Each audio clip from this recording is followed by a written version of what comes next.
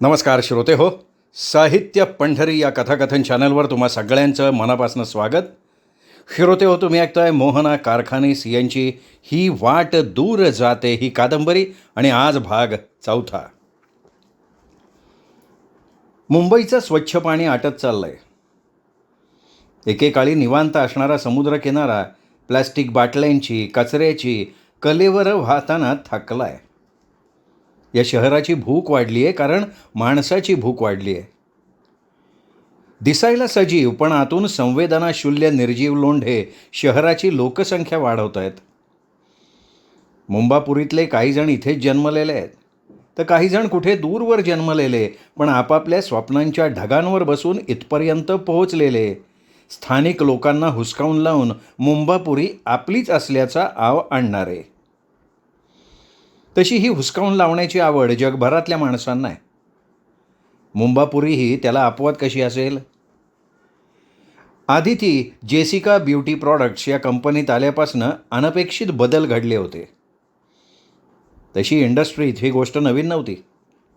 Corporate क्षेत्रात छोटे मोठे बदल नेहमीच घडत असतात. आदितीला हे सगळं नवीन होतं. आदितीला बढती तर नाहीच मिळाली, पण अनेक महिने जे प्रकल्प आदिती जीव टाकून करत होती ते हातातोंडाशी आलेले तिच्या यशाचे प्याले निकिताला दिले गेले. कमालीचं दुःख झालं तिला आणि नंतर संतापही आला. का हे असं का? या गोष्टीचा तिला जाब विचारावासा वाटला, पण विचारणार कोणाला? वरुण वासवानीची नियुक्ती वरून झाली होती. वरुण वासवानी बडेघर का बेटा होता. याआधी तो दिल्लीला होता. हुशार होता, पण मनमानी करण्यात त्याचा हात कोणी धरत नसे असं म्हटलं जायचं. त्याच्याविषयी बऱ्याच अफवा ऐकिवात होत्या. त्याच्याभोवती अनेक बायकांचा गराडा असे. आदिती चुपचाप सगळं बघत होती, ऐकत होती. प्रश्नांच्या जाळ्यात गुंतायला तिला वेळच नव्हता आणि तो तिचा स्वभाव नव्हता. येणाऱ्या बदलांना शांतपणे सामोरं जायचं तिने ठरवलं. महत्त्वाचे अकाउंट गेले तरी हातात असलेल्या कामाचं सोनं करून दाखवायचं हा तिचा निश्चय कायम. डिसेंबरच्या पहिल्या आठवड्यात जेसिका ब्युटी प्रॉडक्ट्सचं ऑफिस नरिमन पॉईंटच्या आलिशान अशा अंबर टॉवरमध्ये हलवलं गेलं. सगळ्या स्टाफला आनंद झाला. काही महिन्यांपूर्वी कंपनीची आर्थिक परिस्थिती डळमळली होती. मार्केटमध्ये घसरायला लागलेली उत्पादनं कंपनीच्या अधिकाऱ्यांनी मिळून प्रयत्नांची शिकस्त करून वाचवली होती. या काळात मुंबईच्या टीमकडनं संघटित कार्यकारिणीचं उत्तम प्रदर्शन झालं होतं. या कामात आदितीचा मोठा वाटा होता असं कंपनीतनं जाण्यापूर्वी धर्मानंद रेगे म्हणाले. त्यावेळी आदितीला आश्चर्य वाटलं. तिला धर्मानंद रेगे हा माणूस कळायला तसा अवघड वाटला. या माणसानं कंपनीसाठी रात्रीचा दिवस केला होता. त्यांच्या कारकिर्दीत कंपनीचे शेअर्स वरती गेले होते. बाजारपेठेत उत्पादनांची विक्री भरघोस होत चालली होती. पण धर्मानंद रेगेनं तिच्याशी केलेलं गैरवर्तन आठवून तिला पुन्हा संताप आला. त्याच्या कंपनी सोडून जाण्यामागचं राजकारण तिला मागावून कळलं. मोठ्या पदावर असलेल्या कुठल्या तरी अधिकाऱ्याशी झालेल्या वादामुळे त्यांना मुंबईच्या बाहेर एका दुय्यम पदावर नियुक्त केलं गेलं. अर्थातच धर्मानंदांना हे पटणं शक्य नव्हतं. त्यांनी राजीनामा देऊन टाकला. धर्मानंदांचं खरं स्वरूप कोणतं? कंपनीत होणाऱ्या अनेक प्रकारच्या छोट्या मोठ्या वादळांची चाहूल आदितीला काही काळ हादरवत होती. पण स्वतःच्या लटपट्ट्या पायांना ती प्रयत्नपूर्वक स्थिरावत होती. परिस्थिती तिला शहाणं करत होती. कॉर्पोरेट क्षेत्रात राहायचे उपाय तिला परिस्थिती शिकवत होती. इथे कधी काय होईल सांगता येत नाही. कोणाची मर्जी कोणावर कधी बसेल आणि कधी फिरेल काही सांगता येत नाही. तुला शिकावं लागेल आदिती, काम डाऊन. ती स्वतःला ट्रेन करत होती. पण आणखी एक संकट तिला भेडसावायला लागलं. धर्मानंदांनी तिच्या शिक्षणासाठी कर्ज मंजूर केलं होतं. आता त्यांच्या अनुपस्थितीत ते नामंजूर तर होणार नाही ना? तसं झालं तर पुढे काय? नवीन बॉस वासवानी तिची अडचण समजून घेईल का? तिला यापुढे स्वतःला सिद्ध करता येईल का? का फक्त बॉसच्या लहरीनुसार तिला इकडून तिकडे दिशाहीन भटकावं लागेल ह्या काळजीनं ती अस्वस्थ झाली. नरिमन पॉईंटला अंबर टॉवरमध्ये मिळालेली प्रशस्त जागा हे कंपनीनं केलेल्या उत्कर्षाचं प्रशस्तीपत्रक म्हणून की काय असं सर्वांना वाटलं. हे ऑफिस प्रशस्त असून अद्ययावत फर्निचरनं सजलेलं होतं. मोठ्या केबिन्स, अद्ययावत क्युबिकल्स, चकचकीत टेलिफोन्स, यामुळे ऑफिस दिमागदार दिसत होतं. नवीन झेरॉक्स मशीन्स, कॉपियर, आकर्षक दिव्यांची रचना ऑफिसला नवीन लुक देत होती. ऑफिसच्या मध्यभागी एक मोठी कॉन्फरन्स रूम होती. प्रशस्त जागा, लांब वर्तुळाकार टेबल, त्याभोवती 15-16 माणसं बसू शकतील एवढ्या खुर्च्या, कोपऱ्यात सोफे, 2 पोर्टेबल माईक, मोठा पांढरा शुभ्र स्क्रीन. हे सारं बघून ऑफिसमधल्या सर्व कर्मचाऱ्यांनाही काम करायला हुरूप आला. अदितीही त्याला अपवाद नव्हती. कंपनी पुढे चालली होती. काही महिन्यांपूर्वी उठलेलं वादळ मॅनेजमेंटच्या योग्य आणि वेळेवर घेतलेल्या निर्णयामुळे शमलेलं होतं. बहुराष्ट्रीय कंपन्यांच्या आगमनानंतर किंचित भरकटलेलं जेसिका ब्युटी प्रॉडक्ट्सचं गलबत हळूहळू योग्य दिशेनं निघालं होतं. मुंबईच्या नरिमन पॉईंट इथल्या ऑफिसमधल्या स्टाफची संख्या 10वरून 25वर गेली होती. 4 एक्झिक्युटिव्ज, 2 मॅनेजर्स आणि CEO, रुबाबदार केबिन्स. अदितीचा नवीन बॉस वरुण वासवानी रुबाबदार, देखणा आणि कामात वाकबगार होता. त्याच्याबद्दल तिने बरंच ऐकलं होतं. कॉर्पोरेट न्यूजमध्ये तो सतत प्रकाशात राहिला होता. जाहिरात क्षेत्रातल्या बड्या धेंडांबरोबर त्याची उडवस होती. आजपर्यंतचं आयुष्य तो मस्तीत जगला होता. स्टाफमधल्या मुली त्याच्यावर फिदा होत्या. आदितीला एका गोष्टीचं नवल वाटत होतं की कुणी देखणा, श्रीमंत तरुण दिसला की तिच्या अनेक सहकारी, मैत्रिणी पाघळत होत्या. मग तो बॉस असो किंवा शिक्षक. नात्याचा, हुद्द्याचा त्यांना केव्हाही विसर पडायचा. नेहमीच पुरुषांना आक्रमक, बेजबाबदार, बेफिकीर मानलं जातं, पण कधीकधी स्त्रियाही कुठे मागे राहत नाहीत. काही असो, यापुढे नवीन बॉसबरोबर काम करताना ती सावध राहणार होती. मागचा कटू अनुभव मनावर मोठा ओरखडा उठवून गेला होता. दरम्यान एक आश्चर्य वाटावं अशी गोष्ट घडली. अलकाची बदली दिल्लीला झाली.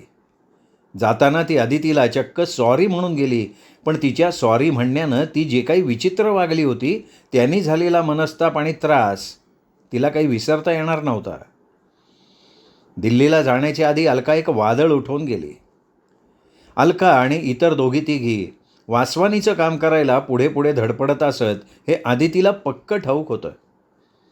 पण काही दिवसांपूर्वी अलकानं वासवानी विरुद्ध तक्रार केली. संध्याकाळी मुद्दाम उशिरा थांबवून घेऊन वासवानी नको तिथे स्पर्श करतो अशी लेखी कंप्लेंट केली तिने. या कंप्लेंटनं ऑफिसमध्ये उलटसुलट गॉसिपला ऊत आला. कोण खरं कोण खोटं. वासवानी तसा धुतल्या तांदळासारखा नव्हता असं अख्खं ऑफिस म्हणत होतं, पण अलकावर सुद्धा पूर्ण विश्वास कसा ठेवायचा. वासवानीशी लगट करताना आदितीने तिला पाहिलं होतं. सुरुवातीला तिला खूप चीड यायची. अलकाशी बोलायला जावं असं वाटायचं, पण ही वेडी मुलगी आणखीन तमाशा करेल असा विचार करून आदिती गप्प बसली. तिने फक्त स्वतःच्या कामावर लक्ष केंद्रित केलं, पण आता हे वेगळंच प्रकरण उद्भवलं. आदितीला अलकाविषयी फारशी सहानुभूती नव्हती, पण जर तिच्या बोलण्यात खरोखर सत्य दडलं असेल तर तिच्यावर अन्याय तर होत नाही आहे ना. याआधी अलकाला मनोवैज्ञानिकाला दाखवायची गरज होती असं आदितीला अनेकदा वाटलं. स्वतःमध्ये नसलेल्या आत्मविश्वासामुळेच ती अनेक समस्या उभ्या करत होती. पण अचानक अलकाची बदली दिल्लीला झाली का केली गेली कुणाला माहिती. मग सगळ्याच प्रकरणावर पडदा पडला. वासवानी साळसूतपणे काम करायला लागला आणि अलका दिल्लीला जॉईन झाली. दिल्लीला जाऊन आता कुठल्या नवीन समस्या निर्माण करेल परमेश्वराला ठाऊक. असो, आदितीने एक सुस्कारा सोडला, एक चॅप्टर संपला असं आदितीला वाटलं. आता अलका नावाची सावली इथे पडणार नव्हती. कर्जाचा बागुलबुवा तिला भिवत होता, पण जमेची बाजू म्हणजे अद्यापी वासवानीनं तिच्या लोनसंबंधी काहीही आक्षेप घेतलेला नव्हता. नवीन ऑफिसमध्ये तिला बसायला स्वतंत्र मोकळं क्युबिकल होतं. उजव्या बाजूला स्वामी आणि पलीकडे अनिल. मुश्ताकची बदली जाहिरातीच्या डिपार्टमेंटमध्ये झाली होती. त्याच दरम्यान निकिताचं लग्न ठरलं. मुलगा अमेरिकेत नोकरी करत होता. निकिता लवकरच राजीनामा देऊन नवऱ्याबरोबर अमेरिकेला जाणार होती. कधीही ती रजा घेऊन लग्नाच्या खरेदीला जात असे, त्यामुळे आदितीच्या कामाचा व्याप वाढला होता. आदितीला वाटलं की निकिता अमेरिकेला जाऊन करणार काय? लग्न, नवऱ्याची देखभाल, मग मुलं. कदाचित ती तिकडे जाऊन नवीन काहीतरी शिकेलही. तसंच होऊ दे. आपल्याला प्रमोशन मिळालं तेव्हा निकिताला आलेला राग, ईर्ष्या, दुःख सगळं काही तिला आठवलं. त्यावेळी निकिता चवताळल्यासारखी झाली होती. जणू काही प्रमोशन घेऊन आदितीने दुर्दम्य अपराध केलाय असं तिला वाटलं होतं. आता तीच निकिता सगळं सोडून अमेरिकेला निघाली होती. माणसं किती बदलतात नाही? या परिस्थितीत आपण कसे वागलो असतो? कोणाचा राग किंवा ईर्ष्या तर नसतीच वाटली याची तिला खात्री होती. जेसिका ब्युटी प्रॉडक्ट्सची नोकरी आपल्यासाठी खरंच खूप महत्त्वाची आहे. आता निकिताकडे गेलेलं काम पुन्हा तिला मिळणार होतं. विचार करताना तिला खात्री पटली की चांगल्या हेतूनं, प्रामाणिकपणानं केलेलं काम नक्की यशस्वी होतं. Try till you succeed. नाउमेद होऊन चालणारच नाही. आदितीला नवीन ऑफिस आवडलं होतं. त्या वातावरणात ती रुळत चालली होती. वरुण वासवानीशी अजून पाहिजे तेवढी ओळख नव्हती आणि त्याच्यात दिसण्याशी तिला फारसं देणं घेणं नव्हतं. असे ना का हँडसम, देखणा किंवा कुरूप, त्याच्याशी तिला काही देणं घेणं नव्हतं. चांगला वाघ म्हणजे झालं. सुरुवातीला त्याच्याबद्दल किंचित भीती आणि बरीचशी आढी होती. अलकाच्या तक्रारीमुळे ती सावध होती. तिचा पगार व्यवस्थित चालू होता याचंच तिला समाधान होतं. शिवाय ती करत असलेल्या कामातून तिला समाधान मिळत होतं. इथे आल्यावर ऑफिसची वेळ सकाळी 9 ते संध्याकाळी 6 अशी झाली होती. त्यामुळे सकाळी 7 वाजता घर सोडावं लागत असे. लवकर उठून भराभर तयार होऊन निघणं म्हणजे तसं जीवावर येई. सकाळी आईशीही बोलायला तिला वेळ मिळत नसे. शिवाय मॅनेजमेंट डिग्री हातात यायला अजून काही महिन्यांचा अवकाश होता. गेली 2 वर्ष सकाळ संध्याकाळ ती जीव तोडून मेहनत करत होती. उन्हाळा असो, पावसाळा असो, मुंबईची का होईना थंडी असो, तिने एकही दिवस कंटाळा केला नाही. आठवडाभर ऑफिस आणि कॉलेज आणि शनिवार रविवार थोडीशी विश्रांती आणि आईला घरकामात मदत करणं हा तिचा नित्यक्रम झालेला होता आणि तो तिने अगदी इमाने इतबारे पार पाडला. कधी टेलिव्हिजन नाही, सिनेमा नाही, नाटक नाही का आळस नाही. ऑफिसमध्ये स्वामी, अनिल यांनी तिला कधी बाहेर सिनेमाला किंवा जेवायच्या कार्यक्रमाविषयी विचारलं तर त्यांना नेहमी नाही म्हणणं तिला जीवावर येई. पण तिचं लक्ष तिला समोर दिसत होतं. कुठल्याही प्रलोभनाला बळी पडायचं नाही हे तिने मनात पक्क ठरवलं होतं. सिनेमा बघणं, इतर मौज मजा करणं तिला परवडणारच नव्हतं. रोज अभ्यासाला वेळ काढणं शक्य होत नव्हतं. 3रं वर्ष पूर्ण व्हायला काही महिनेच बाकी होते. कॉलेजमधले दिवस ती एन्जॉय करत होती. मॅनेजमेंटचा नवीन अभ्यासक्रम शिकता शिकता कॉलेजमधलं मुक्त जीवन थोड्या प्रमाणात का होईना ती अनुभवत होती. इथे शिकणारी किंवा शिकणारा काही ना काही स्वप्न उराशी बाळगून आलेला किंवा आलेली. मुली मात्र स्वतःच्या मर्जीनं, आवडीनं स्वप्नांची पूर्ती करण्यासाठी आल्या होत्या. कॉलेजचे सगळे प्राध्यापक अनुभवी, हुशार आणि चांगलं शिकवणारे होते. आदितीला या कॉलेजमध्ये ॲडमिशन घेतल्याचा अभिमान वाटला. किती जणांचे सल्ले न जुमानता तिने हट्टानं पुढं शिकण्याचा निर्णय घेतला होता आणि तो किती योग्य होता हे तिला पटत होतं. आई, बाबा, सचिन तिच्या आनंदात सामील होत होते. आजी आजोबांना पटत नव्हतं, पण आदितीकडे बघून ते आता काही बोलत नव्हते. परीक्षेच्या आधी जेमतेम 2 आठवडे रजा मिळाली. त्यात तिने जीव तोडून अभ्यास केला. त्याचं फळ चांगलं मिळालं. दोन्ही वर्षी फर्स्ट क्लास मिळाला नाही, पण आता 3ऱ्या वर्षी फर्स्ट क्लास मिळावा अशी तिची तीव्र इच्छा होती. दिवसा ऑफिस आणि रात्री कॉलेज या ओढाताणीच दिवस, महिने जलद गतीनं धावत होते. सतत ओढाताण होत असतानाही तिच्या मूळच्या तजेलदार, तरतरीत चेहऱ्यावर शिक्षणाच्या ज्ञानानं, आत्मविश्वासाचं तेज पसरायला लागलं होतं. हातात पैसा येऊ लागला होता. तेव्हा प्रथमच तिला वाटलं की आपण पैसे साठवायला हवेत. म्हणून तिने जवळच्या एका मोठ्या बँकेत खातं उघडलं. यापूर्वी बँकेत जायची कधी वेळच आली नव्हती. नवीन खातं उघडताना स्वामींनी तिला म्हणजे बँकेला हमीपत्रक दिलं. तेव्हा तिच्या घरातली परिस्थिती कशी आहे हे स्वामीला माहीत झालं. अधूनमधून वैयक्तिक पातळीवर दोघांच्या गप्पा व्हायला लागल्या. स्वामीचं एक बरं होतं, तो कधीही अदितीच्या खाजगी बाबतीत ढवळाढवळ करत नसे. अदिती त्याला जेवढं सांगे तेवढं तो ऐकून घेई, मदत मागितली तर मदत करी. तो कधीही तिच्यावर स्वतःची मतं लादत नसे.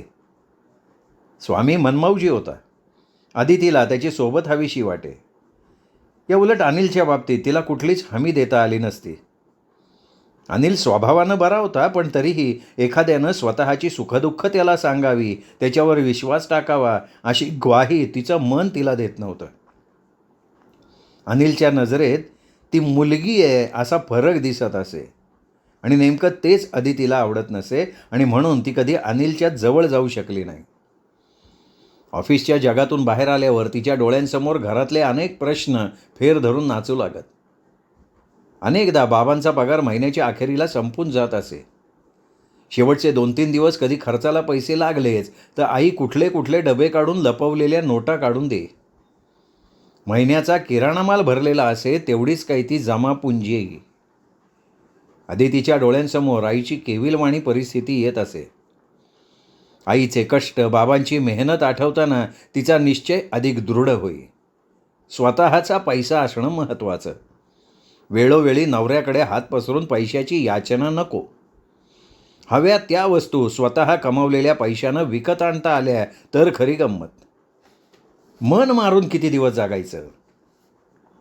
कष्ट करून घेतलेल्या शिक्षणानं, मेहनतीच्या पैशानं आईबाबांना त्यांच्या उतारवयात सुख द्यायचं हे ती ठरवत होती. तिचा दृढनिश्चय आणि स्वतःवरचा विश्वास याचा सकारात्मक परिणाम तिच्या कामावर होत होता. कधीही कुठलंही काम करायला तिची ना नव्हती. कितीही काम केलं तरी ती थकत नव्हती. तिने आणखीन एक निश्चय केला होता की कोणत्याही परिस्थितीत ती तिचे संस्कार विसरणार नव्हती. तिच्या मूल्यांशी तडजोड करायला तिची तयारी नव्हती. आईबाबांना मान खाली घालायला लावणारं वर्तन ती चुकूनही करणार नव्हती. सत्याची वाट पकडायला हिंमत लागते. खोटं बोलून, खोटे आव आणून बॉसला इम्प्रेस करणं तिला कदाचित शक्य झालं असतं, पण काही झालं तरी बॉसचा केवळ चमचा बनून राहायची तिची अजिबात इच्छा नव्हती. चतुरपणे, तत्परतेनं ती तिचं काम करून हवे तसे परिणाम कंपनीला दाखवून देत होती. उशिरा का होईना, पण मॅनेजमेंटकडे त्याची नोंद व्हायला लागली होती. आणि थेंबे थेंबे तळे साचे या म्हणीप्रमाणे तळं भरायला लागलं होतं. अर्थात यामागे तिची प्रचंड मेहनत होती, जिद्द होती. ऑफिसमध्ये अतिशय मेहनती, वक्तशीर मुलगी म्हणून आदितीची नवीन ओळख होऊ लागली होती. तिला येताना बघून घड्याळ लावून घ्यावं. एकही दिवस उशीर होणार नाही याबद्दल ती कमालीची सजग होती. वेळेवर ट्रेन मिळण्यासाठी तिला अधूनमधून टॅक्सी करावी लागत असे. ऑफिसमधली आपली प्रतिमा उजळ ठेवायची, वेळेवर पोचायचं, ऑफिसचे सगळे नियम काटेकोरपणे पाळायचे. प्रामाणिकपणा आणि विश्वास या 2 गोष्टी अशा आहेत की जरा धक्का लागला की तडा जातो. मात्र आपल्याकडून कुठेही आपल्या प्रतिमेला धक्का लागता कामा नये. कुठलाही कठीण प्रसंग आला तरी सत्याची वाट सोडायची नाही. प्रसंगी वाईटपणा पत्करावा लागला तरी चालेल, पण आपलं काम पारदर्शक ठेवायचं असं तिने ठरवलेलं होतं. जसे दिवस जात होते तशी आदितीच्यात हिंमत येत होती. आपल्याला जशी नोकरीची गरज आहे तशी कंपनीलाही चांगल्या लोकांची गरज असतेच की. शिक्षणाचे नवीन धडे शिकत ती पायऱ्या चढत होती. आपली नाट टॅक्सी न जाते या गोष्टीचा आजीला कोण कौतुक. आदिती, बाळा केवढ्याची बाई पडते टॅक्सी, असं आजीनी वारंवार विचारल्यावर आदिती पोट धरून हसली होती. आजी, अगं मी टॅक्सी विकत नाही घेत, फक्त भाडं द्यावं लागतं. ठाऊक आहे ग, पण किती महाग असेल त्याचा विचार करत होते. आणि सुधा म्हणत होती तू हल्ली कुठल्या त्या चांदणी हॉटेलात राहतेस, दिल्लीला जातेस तेव्हा. आजी, अगं किती हसवशील मला. जपून जावं पोरी. एकटी जातेस, एकटी राहतेस, भीती नाही वाटत. आजी, अगं हॉटेलमध्ये माझ्या ऑफिसमधली दुसरी माणसंही असतात, तू नको काळजी करू. मुलं असतात ना बरोबर, ती काळजी लागून राहते. सुधा, आपली पोरगी एवढी सुंदर दिसते, काळजीची टांगतीत तलवार आहे हो बाई माझी. आदितीला वाटलं आजीला कसं सांगू. तरुण अविवाहित पोरांपासनं सावध राहायला नाही लागत, लग्न झालेल्या लोकांपासनं सावध राहायला लागतं. विशेषतः प्रौढ वय झालेल्या म्हाताऱ्यांची तर खूप भीती वाटते. वासवानी 35च्या आतबाहेर होता. विवाहित का अविवाहित माहिती नाही. कुणी म्हणे त्याचं लग्न झालं होतं पण बायकोशी पटलं नाही, डिवोर्स झाला. कुणी म्हणे त्याची बायको परदेशी राहते. काही असलं तरी त्याला बघता त्याची छाप चांगली पडत असे. गोरा पान उभट चेहरा, काळेभोर उलटे फिरवलेले केस, नेहमी फिक्का निळा, जांभळा किंवा पांढरा फुल शर्ट आणि काळी पॅन्ट, काळे चकचकीत बूट. त्याच्या चेहऱ्याकडे बघून याच्या मनात काय चाललं याची कणभरसुद्धा कल्पना येत नसे. इस्त्री केल्यासारखा चेहरा, तरीही तो देखणा होता. मुली त्याच्यावर लट्टू होतात याचा त्याला गर्व असावा. मिस आदिती, तुमच्या कामाचे महत्त्वाचे तपशील घेऊन उद्या मला दुपारी भेटा. एका सोमवारी सकाळी त्याने आदितीला इंटरकॉमवर सांगितलं. आदिती वाटच बघत होती. तिने त्याच संध्याकाळी उशिरापर्यंत थांबून कामासंबंधीचे सगळे पेपर तयार ठेवले.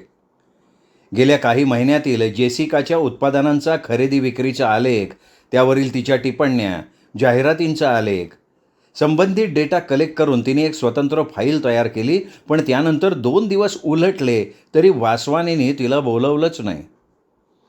दरम्यान तिच्या हाती दुसरी कामं आली आणि ती त्यात व्यस्त झाली. आदितीच्या उत्साहावरच पाणी पडलं. ती मनातच चरफडली. आधीच्या बॉसच्या नेमकं उलटं काम. धर्मानंद रेगे वेळेच्या बाबतीत अतिशय वक्तशीर, डिसिप्लिन्ड. 2 बॉस अगदी विरुद्ध व्यक्तिमत्व असलेले.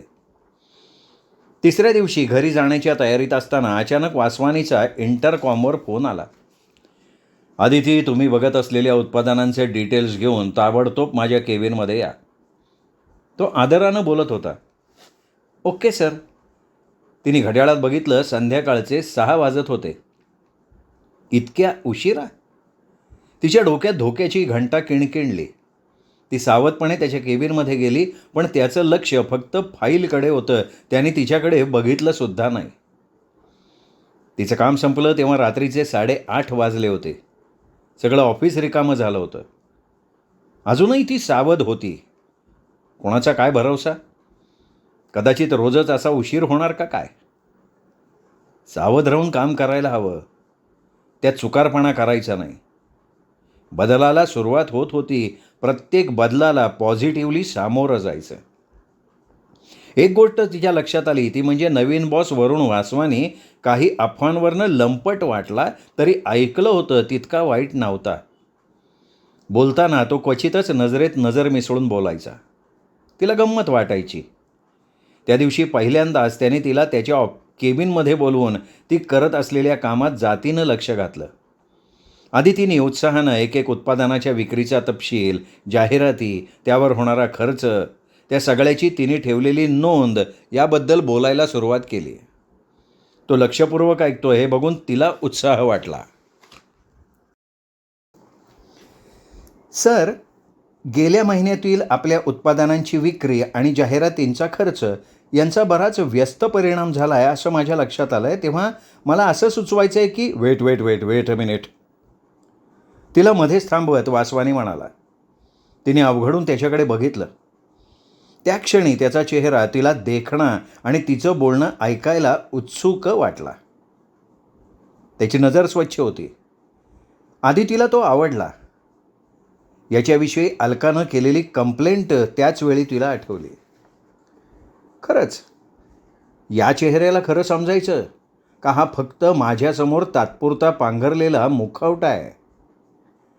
माणसाचं खरं रूप ओळखणं किती अवघड आहे. इथे लोक प्रत्यक्षात कसे असतील काहीही सांगता येत नाही. दाखवायचे दात वेगळे आणि खायचे वेगळे. पहिली गोष्ट म्हणजे मला सर वगैरे काही म्हणायचं नाही, फक्त वासवानी. आणि दुसरी गोष्ट, विचारलेल्या कामासंबंधीच उत्तरं द्यायची. मी तुमचं जाहिरातीविषयीचं मत विचारलेलं नाही.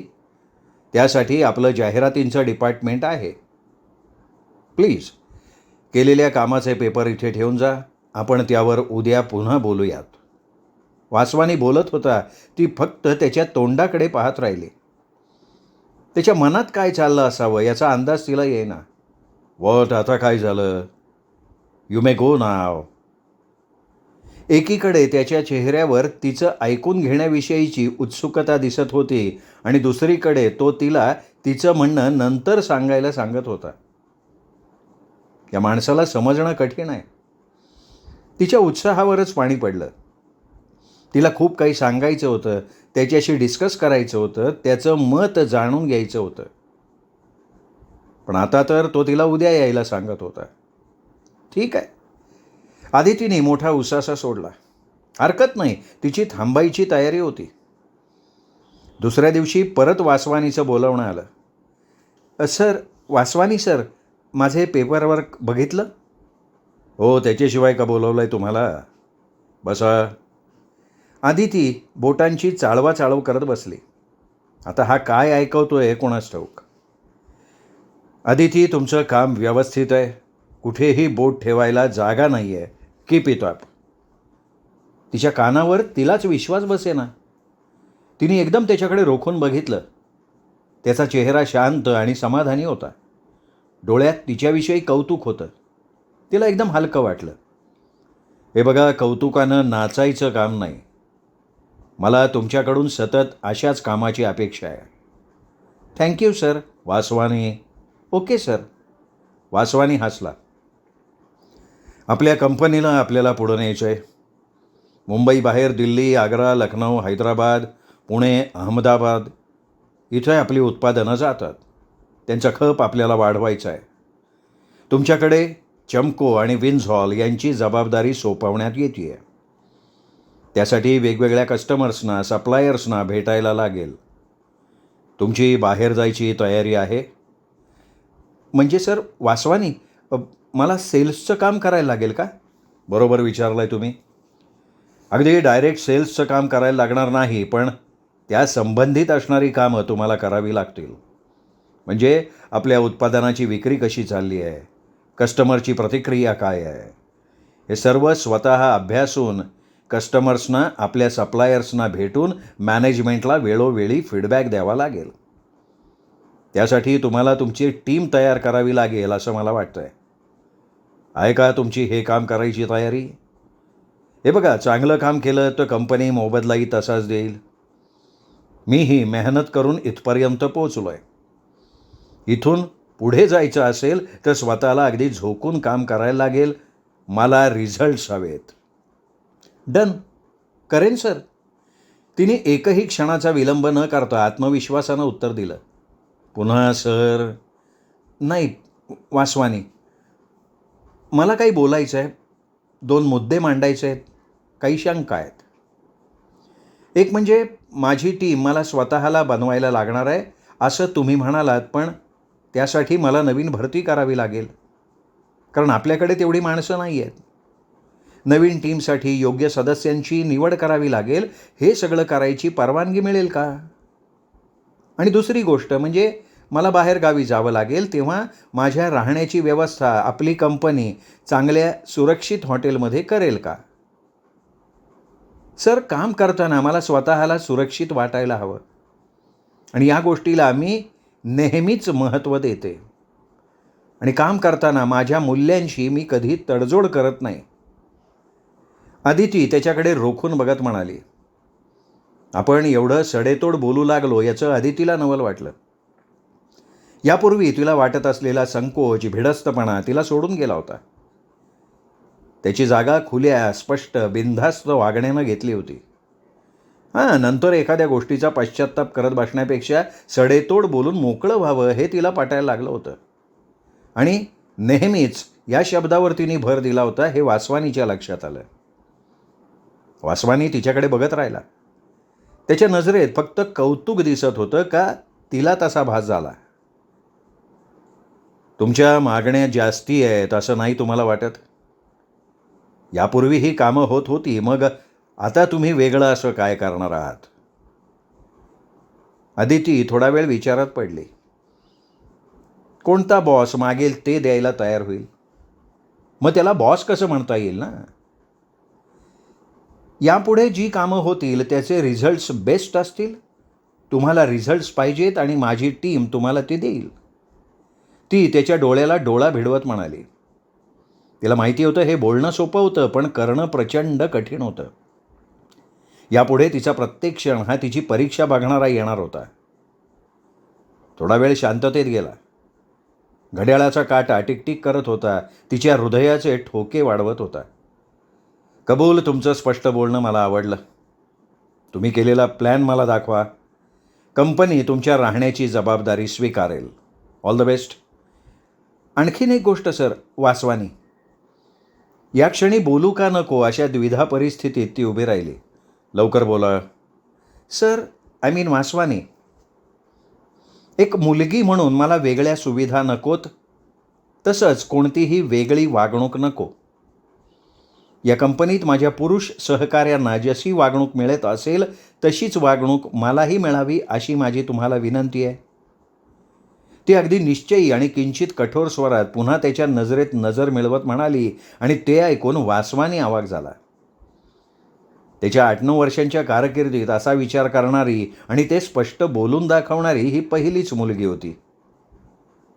आत्तापर्यंत आलेल्या अनुभवांनी त्याचं स्त्री कर्मचाऱ्यांविषयी मत कलुषित होऊन गेलं होतं. आदिती त्याला अपवाद होती. त्यांनी चष्मा काढून पुसायला सुरुवात केली. आदितीच्या स्पष्ट बोलण्यानं आणि आदबशीर वागण्यानं वासवानीच्या विचारांचा चष्मा अगोदरच स्वच्छ झाला होता. ही मुलगी वेगळी आहे, तिला सांभाळायला हवं, थोडं कंट्रोल करायला हवं. कबूल, एकदम कबूल. हे बघा, पण यापुढे मला कोणत्याही तक्रारी ऐकू यायला नकोत, ओके? आदितीने भुवया उंचावल्या. कोणत्या तक्रारी? मी स्पष्टच बोलतो. यापूर्वी कोणत्याही स्त्री एक्झिक्युटिव्हला असलं काम सोपवलं गेलं नव्हतं. आपल्या कंपनीत तुम्ही अशा पहिल्या स्त्री असणार आहात. तेव्हा रात्री थांबणं, एकटं लोकांना भेटायला जाणं, त्यांच्याबरोबर लंच डिनर करणं आलं. त्यांना खुश ठेवणं हे तुमचं काम असेल आणि त्या बाबतीत मला नंतर कोणत्याही तक्रारी नको आहेत. वासवानी, माझ्या कामाच्या मर्यादा आणि स्कोप दोन्हीही मला माहिती आहेत. कंपनीच्या कामासंबंधित ज्या काही मागण्या असतील त्या बाबतीत मी संबंधित लोकांना तक्रार करायला जागा ठेवणार नाही. पण जोपर्यंत माझ्या स्त्रीत्वाला आणि माझ्या अस्मितेला धक्का लागणार नाही, फक्त तोपर्यंत. मी शब्द देते तुम्हाला. ती उठत म्हणाली. दुसऱ्याच दिवशी तिने बनवलेला प्लॅन दाखवायला ती वासवानीला भेटली. सगळं बोलणं संपेपर्यंत संध्याकाळी बराच उशीर झाला. आदिती, खाली थांबताय, मी तुम्हाला स्टेशनपर्यंत सोडतो. वासवानीने विनंतीवजा हुकूम सोडता. तिला नाही म्हणता नाही आलं. काही हरकत नाही, आपण सावध राहायचं, ती मनात म्हणाली. अलकाचं बोलणं तिला पुन्हा आठवलं. बॉसनं घरी सोडण्याच्या निमित्तानं केलेली बळजबरी वगैरे. त्या तसल्या हकीकती वाचून ऐकून तिच्या पर्समध्ये हल्ली ती सेफ्टी म्हणून तिखटाची पुडी ठेवत असे. ती पुडी तिने चाचपून बघितली. तिला सुरक्षित वाटलं. वासवानी, एक रिक्वेस्ट आहे, मला तुम्ही आहो जाहो नका म्हणू. ती चेहऱ्यावर हसू आणत म्हणाली. कबूल. त्याची तसं म्हणण्याची स्टाईल तिला आवडली, तरीही ती सावध होती. रस्ताभर वासवानी कमी बोलला. त्याचं लक्ष फक्त ड्रायव्हिंगवर आहे याची खात्री अदिती करत होती. स्टेशनवर सुखरूप पोचेपर्यंत अदिती तणावात होती, पण हे नेहमीचं झाल्यावर वासवानीबरोबरच्या मीटिंग, चर्चा सर्व ती सावध राहून बेधडक करायला लागली. कोणत्याही क्षणी बेसावध न राहता त्याला फक्त ऑफिसच्या कामात कशी साथ द्यायची हे तिला जमायला लागलं होतं. त्यांनीही कामापलीकडे कधीही कोणत्याही बाबतीत तिचा गैरफायदा घेतला नाही. ऑफिसमध्ये असं सगळं सुरळीत चालू झालं. एका क्लायंटला भेटायला तिला अचानक दिल्लीला जावं लागलं. सगळं छान पार पडलं. मीटिंग व्यवस्थित आटोपली. तिला समाधान वाटलं. इतक्यात मॅडम, थोडं काम होतं तुमच्याशी. तिथल्या परचेस मॅनेजरनं तिला हाक मारली. तिने घड्याळात पाहिलं. तिला उशीर होत होता. काम झालं की ती रूमवर येऊन काही नोट काढत बसे. नाही, जास्त वेळ नाही घेणार तुमचा. मला वाटतं तुम्हाला मी काल माझ्या हॉटेलमध्ये पाहिलं. हां, असेल. अप्सरा हॉटेलमध्ये राहता ना तुम्ही? हो. आज रात्री भेटूयात का आपण लॉबीमध्ये? नाही, आज रात्री मला वेळ नाही, रात्री परत जाणार आहे घरी. कुठल्या ट्रेननं? ती काही बोललीच नाही.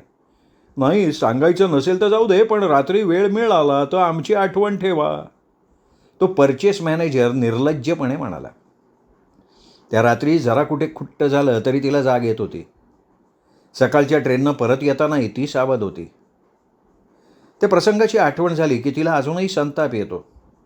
कशाला घाबरायचं असल्या नीच माणसाला? एक कानाखाली ओढून द्यावीशी वाटत होती, पण नाही करता आलं काही. त्याचीच तर चीड येते. दिल्लीला एक वेगळाच अनुभव तिला येत होता. प्रत्येक शहराची हवा निराळी, पाणी निराळं हे तिला अनुभवातनं समजत होतं. 3 दिवसांच्या दिल्ली आग्रा टूरनंतर ती ऑफिसला आली तेव्हा तिच्या क्युबिकल शेजारी एक पोरगेलासा मुलगा बसलेला तिला दिसला. नवीन रिक्रुटमेंट दिसतीये. आधी ती मनात पुटपुटली. तिने खुर्ची ओढली आणि कुणाकुणाचे कॉल्स येऊन गेलेत ते तपासून पाहू लागली. 2-3 महत्त्वाच्या क्लायंटचे फोन येऊन गेले होते. तिने तिच्या नवीन ज्युनियर सहकार्याला फोन करून विचारलं, सगळे कॉल्स रवीनं घेतले. बरं ठीक आहे, मी विचारते त्याला. रवी म्हणजे नवीन आलेला मुलगा हे तिला कळलं आणि आश्चर्य वाटलं. नंतर कामाच्या गडबडीत ती रवीला भेटायचं विसरून गेली. तिची चूक तिला नंतर कळली. दुपारी डबा घेऊन ती कॅन्टीनमध्ये गेली. नवीन रिक्रूट केलेली मुलं मुली बसली होती. तिला बघितल्यावर थोडी कुजबूज झाली. तिने त्याच्याकडे दुर्लक्ष केलं. तिला तिच्या कॉलेजच्या मैत्रिणींची आठवण झाली. हसत खेळत गप्पा मारत चपाती भाजी कधी संपत असे ते कळतही नसे. त्यानंतर कोणीतरी आणलेल्या स्वीट डिशवर ताव मारत लंच टाईम कसा मस्त चविष्ट होत होता. कधी कोणी चक्क डझनभर केळी आणत असे. एकदा कोणीतरी भेळ आणलेली आणि मग सुक्या भेळेचा तोबरा भरता भरता चेष्टा मस्करीला उधाण आलं होतं. त्या आठवणीनं तिला ठसका लागला. खूप दिवस झाले कॉलेजच्या मैत्रिणींना भेटलेच नाही आहे. ट्रेनची वेळ बदलण्यामुळे गेल्या वर्षीच्या ट्रेनच्या मैत्रिणी भेटत नाहीत. थोडा वेळ काढून त्यांना भेटलं पाहिजे. कुणीतरी पाणी आणून दिलं तिला. तो स्वामी होता. स्वामी, कितीतरी दिवसांनी दिसतोयस? मी इकडेच आहे. Where are you madam? Delhi Agra मजा आहे का माणसाची?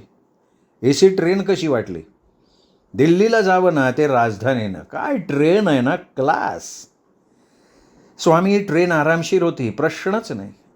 असं वाटलं की उतरूच नाही या ट्रेनमधनं. पण मी कामासाठी गेले होते, समजलं? Is everything okay? हां ठीक आहे. ट्रेनला धक्का देणं चालू आहे. का? ट्रेन इतकी वाईट आहे का? त्याच्याविषयी आत्ताच काही बोलता येणार नाही. आणि खरं सांगू का स्वामी, ट्रेनचा स्पीड आपण किती आणि कसं काम करतो यावर अवलंबून आहे. आणि त्यासाठी ट्रेनला योग्य इंधनाची गरज आहे. आणि डोंट टेल मी की तू ते इंधन व्हायचं ठरवलं आहेस. स्वामी तिला ओळखायला लागला होता. Can't say. रवी नवीन आहे. नवीन माणसाबरोबर जरा जपून काम करा. स्वामी जाता जाता हळूच कुजबुजला. अलीकडे ऑफिसमध्ये डबे आणणाऱ्यांची संख्या कमी झाली होती. नवीन कॅन्टीन चविष्ट खाणं पुरवत होतं. पूर्वीचं कॅन्टीन लहान पडायचं. पण छोटूनं सगळ्यांना लळा लावला होता. तो स्वतः धावत पळत सगळ्यांच्या टेबलावर खाद्यपदार्थ आणून द्यायचा. इथल्या नवीन कॅन्टीनमध्ये मधूनमधून अनेक जणांचा अड्डा पडलेला असे. कॅन्टीनचं काम बघायला एक कमिटी बसवली गेली. त्यात आदितीला सदस्य म्हणून घेतलं गेलं. आदितीला आश्चर्य वाटलं, आनंदही झाला. 2-3 वर्षांपूर्वी ऑफिस बरोबर 6:15 बंद होत असे. आता मात्र संध्याकाळी 6-6:30 नंतर ऑफिसला जाग आल्यासारखं होई. त्यामुळे कॅन्टीनचा फायदा होत होता. पैशांची उलाढाल वाढली होती. त्यामुळे मॅनेजमेंटला हा व्यवहार बघायला कोणी जबाबदार व्यक्ती असाव्यात असं वाटलं होतं. ही नवीन जबाबदारी वाढली, पण आदितीला जास्त वेळ थांबता येत नव्हतं. अर्धा तास उशीर झाला तरी तिला कॉलेजला पोचायला उशीर होई. सबंध दिवस कामाचं प्रेशर, त्यानंतर 6-6:30 कॉल्स, मीटिंग आणि त्यानंतर धावत पळत ट्रेन पकडून कॉलेजला पोचणं. धावपळ प्रचंड होत होती. तरीही ती कॅन्टीनच्या हिशोबात व्यवस्थित लक्ष घालायला लागली. प्रत्येक जिन्सांची खरेदीची पावती ती तपासून घ्यायला लागली आणि तसं करताना तिला धक्का बसला. कांदे, बटाटे, तांदूळ, तेल, डाळी या रोजच्या नित्याच्या वस्तूंच्या किमती अव्वाच्या सव्वा लावलेल्या होत्या. तिने याबाबतीत कॅन्टीनच्या मॅनेजरशी बोलायचं ठरवलं. त्याआधी तिने छोटूला गाठलं. छोटू, मला सांग रे, कांदे, बटाटे, तांदूळ हे सगळे जिन्नस कुठून आणले जातात आणि हे इतके महाग कसे? मैडम, मैं छोटा आदमी हूँ, ये सब बड़े लोगों का काम है. सब बताता हूँ, लेकिन मेरा नाम नहीं लेना मॅडम, डर लगता है. आणि नंतर छोटूनं जे सांगितलं ते ऐकून आदितीला आणखीन एक धक्का बसला. कॅन्टीनमध्ये खरेदी केलेल्या प्रत्येक जिन्सची किंमत कमीत कमी 3 पट वाढवून दाखवली जात असे. कधी सीझन आहे म्हणून तर कधी सीझन नाही म्हणून वेगवेगळी कारणं दाखवून जरुरीपेक्षा जास्त माल खरेदी केला जात असे. बाजारात 3 रुपये किलोनं कांदा मिळत होता, आता कॅन्टीनमध्ये तो 5 रुपये किलोनं खरेदी केला होता. वास्तविक घाऊक दरात तो आणखीन स्वस्त असायला हवा. आदितीने या सगळ्याचा रिपोर्ट तयार केला, कसून चौकशी केली. प्रत्येक महिन्याच्या खरेदीचा आणि कॅन्टीनमधल्या होणाऱ्या पदार्थांच्या विक्रीचा काहीही ताळमेळ लागत नव्हता. नक्कीच कुठेतरी काहीतरी गडबड होती. मधल्यामध्ये कुणीतरी कमिशन खात असावं. अगोदर तिला शंका येत होती, ती आता दृढ झाली. तिची चाल, तिची धडपड याची कुणकुण वरपर्यंत गेली असावी. आदितीने तक्रार करायच्या आधीच वासवानीने एक दिवस तिला केबिनमध्ये बोलवलं. आदिती, तुझं काम सोडून तू रोज कॅन्टीनचं काम करण्यात वेळ घालवतेस अशी तक्रार आली आहे तुझ्याबद्दल. यापुढे अशी कामाची चालढकल अजिबात चालणार नाही. वासवानीने कॅबिनमध्ये बोलवून तिला सभ्य शब्दात धमकावलं. सर, मी माझं काम पूर्ण करून कॅन्टीनचे अकाउंट्स चेक करते. त्याबद्दल मला तुमच्याशी बोलायचंही होतं. शिवाय मी संध्याकाळच्या कॉलेजमध्ये शिकतेय. माझं काम मी शक्यतो पूर्ण करूनच निघते. त्या शब्दांवर जोर देत ती म्हणाली, मिस आदिती, आपल्या मार्केटिंग डिपार्टमेंटचं काम रोजच्या रोज वेळेत पूर्ण केल्याशिवाय तुम्ही निघता कामा नये. You understand? ऑफिसमधले इतर लोक रात्री 10-10 पर्यंत थांबतात, मग तुम्हालाच कसली घाई असते मला कळू शकेल. शिवाय तुम्ही तुमच्या क्लायंट्सकडे दुर्लक्ष करतात असं लक्षात आलं आहे. अशा तऱ्हेनं काम केलं तर आपल्या उत्पादनांच्या विक्रीवर वाईट परिणाम व्हायला वेळ लागणार नाही. शिवाय तुम्हाला रोजचं काम नीट सांभाळता यावं म्हणून तूर्त कॅन्टीनच्या कमिटीवर काम करायची गरज नाही. ते काम आता दुसरं कोणीतरी करेल. हे ऐकून अदिती चकित झाली. आपली बाजू नीट ऐकून न घेता वासवानी तिच्यावर चक्क बेजबाबदारीचा आरोप करतोय असं तिला वाटलं.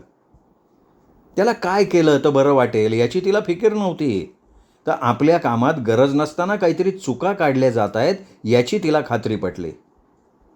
सर, माझं रेकॉर्ड तपासून बघा. मी कुठल्याच कामात चालढकल केलेली नाही. प्रत्येक काम प्रामाणिकपणे केलं आहे, ती आत्मविश्वासानं म्हणाली. असं म्हणतं? मग रवीला तुमचे कॉल्स अटेंड करायची वेळ का बरं आली? आणि हो, मला इतरांना उत्तरं द्यावी लागतात ना. रवी? आदितीच्या डोक्यात लख्ख प्रकाश पडला. तिच्या गैरहजेरीत नक्कीच रवीनं त्या नवीन आलेल्या मुलानं काहीतरी उपद्व्याप केलेले असावेत. तिला पटकन काय बोलावं ते कळेना.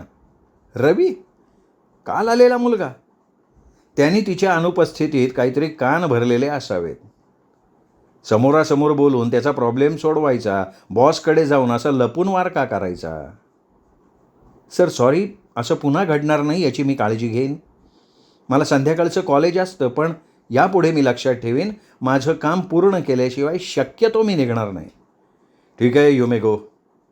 आणि कॅन्टीनच्या कामात तुम्ही लक्ष घालायची गरज नाही. सध्या दुसऱ्या कोणावर तरी ते सोपवलं जाईल.